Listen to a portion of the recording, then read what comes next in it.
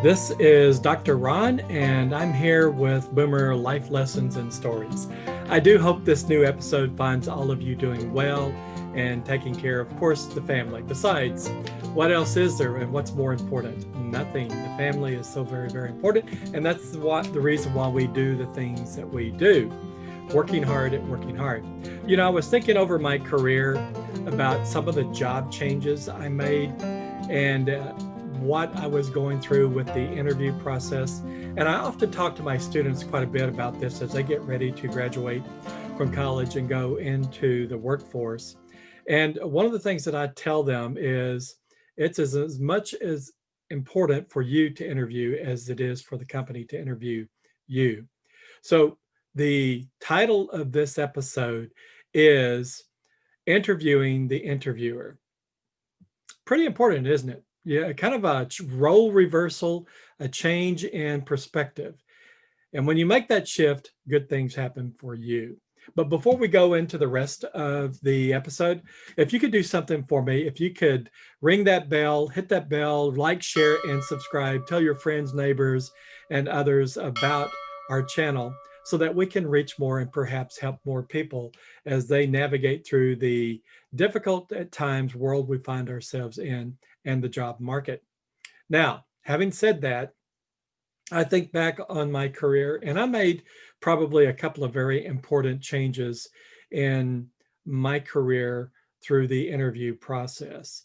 But going through that interview process taught me some lessons, and maybe it highlighted some things that companies do wrong when they interview you for a position with their firm or corporation. And basically, I've got my mic way over here. Hopefully you can still hear me. But, not everything goes right in these videos, does it? But basically, what they end up doing is they bring in 3 or 4 people and you go from one person to the next and they interview you, or they bring in a panel of people and they interview you all at once. And a lot of people are bombarding you with questions, and some of it's about technology if you're a technical person. Some of it's about process and procedure. Some of it's about qualitative things like how you approach solving a problem. And there's no right way. There's lots of good ways to approach problem solving. But oftentimes these sorts of questions is just to get at, provide them a little more information about how you think and how you would approach solving a challenging opportunity to excel. And that's what problems are. We've said that many times already. A problem is nothing more than an opportunity to excel. But be that as it may be, by the time all this plethora of people coming in to interview you, you're probably pretty much worn out, and it's getting toward the end of the interview. And the last couple of questions they ask probably should, wake you up a bit. And this is where I have a problem with companies that do this in the interview. They wait till the very last moment, and because they've had their agenda to accomplish and trying to determine if you're right for the company. They ask, well, do you have any questions? And you're probably hungry, you haven't had anything to eat, and you're exhausted because sometimes these interviews can be pretty grilling, right? Mentally tasking. And you just want to get out of there, right? And oftentimes or not, people will say, well, not really. I think I've learned quite a bit just in chatting with you already. But invariably, that's doing yourself a disservice. And the disservice that the company is doing to you when they do that in the interview process is waiting till the very last moment to allow you to ask them some very, very, very critical questions that are pertinent to your decision making. There is another fallacy that people that interview coming right out of college do. And they base their decisions most of the time on work that they like to do, but sometimes it's more heavily weighted to how much are they going to offer, right? And they're talking about salary. So I've actually had students go off into industry and they've taken a job that paid a pretty good salary, but had very little benefits. And so they were not getting as good a total compensation package as much as some of the other students that I've had who ask the pertinent questions about the benefits, about healthcare, about vacation and personal time off, and other perks that the company may have, besides the salary. And even though they might not have made as much starting out in salary as the person that focused only on salary, they were making a lot more money because they weren't having to pay high premiums out of their pocket for healthcare, as an example. So that's one of the things that really should be asked from your perspective. Well, what other sorts of things does the company typically offer in the total compensation package? And oh, by the way, I'm not talking about salary. Kind of interesting, isn't it? Salary can be quite significant. For those of you that may or may not know, the younger you are, the lower your health premiums are going to be. The older you are, the more expensive your health premiums are going to be, your health insurance premiums. And sometimes it's a difference of several $1,000s, depending on if you have good health care or the company doesn't pay their part of it. They put it all on you. But whatever the case is, you have to look at it as a total compensation package. Now, another interesting thing that is so very, very important is the work environment. And I actually had one student came up to me at the end of a semester, and we were talking about graduating and choosing a job and a company to go to work for. And there were hopeful name brand companies that a lot of students are going to try to seek employment at. But this one student rose up and said, "Well, I'm not going to work any overtime." And my response to him was simply this: well, you better be choosing carefully and asking a lot of questions in the interview process about what is the work environment like. Is there a lot of overtime? Is overtime compensated? Is it premium wages, after hours? There's lots of questions that you could be asking. But remember, it's not all about money. There is this work-life balance that you want to achieve. And some people may live to work and other people may work to live. And there's a different perspective there. You'll hear that adage out in industry quite a bit.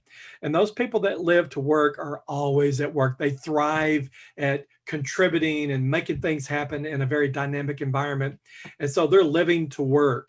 And so what's important to them is the interest in the job, the challenge of the job, making things happen that are very difficult.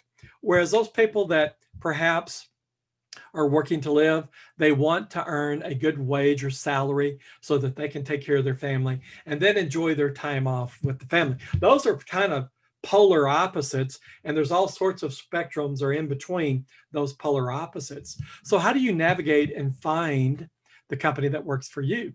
I've literally had that challenge where I did not ask questions about overtime and weekend work and things like that. And I got totally surprised. I did navigate it pretty well, I think. But having said that, if you're not prepared to give more than just 40 hours a week, you better be asking and talking to the interviewers and asking them questions that are about their culture, their environment, and so forth. And even how are appraisals done and what are they based on? But see, you do all this in a way that is very respectful. Your approach must be very respectful and with all the dignity that you can muster, and you provide the same to the interviewer. So you see, there's a lot of questions that you can be asking. And when you ask the question, you need to be practicing active listening. Of course, you need to be doing that at all times during the interview process and even at work when you finally get the job. You need to actively listen. And if you're not sure what they said, you ask clarifying questions so that they can come back to you and maybe state it a little bit differently so that you can understand the intent of their statements. So active listening is a very key part in terms of interviewing the interviewer. So responding and asking for clarification is critical to you identifying this one very, very, very important thing that you must do. And that is determining, is the company right for you? You see, all up until that point when they ask, prior to the point that they ask, Do you have any questions? All the activity that they've done during that interviewing process is trying to determine if you are right for them, right?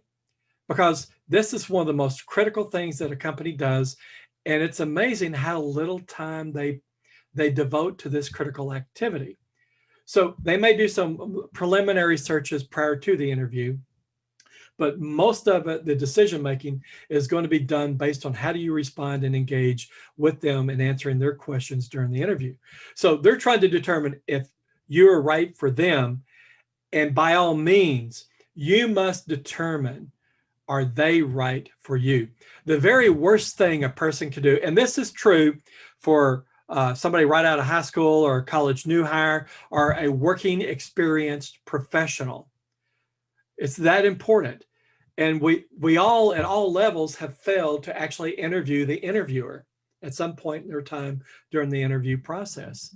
So you absolutely have to then ask in very respectful ways questions about the quality of the work environment, how management engages with their employees, what's the compensation, are there opportunities for overtime pay, are there opportunities for bonus, how are stock grants done if they give stock. But you don't want to make it seem like it's all about money, right? But you really want to get an understanding about what that total compensation package might look like and what the work environment might look like. And if you do that, you're going to do a couple of things for yourself.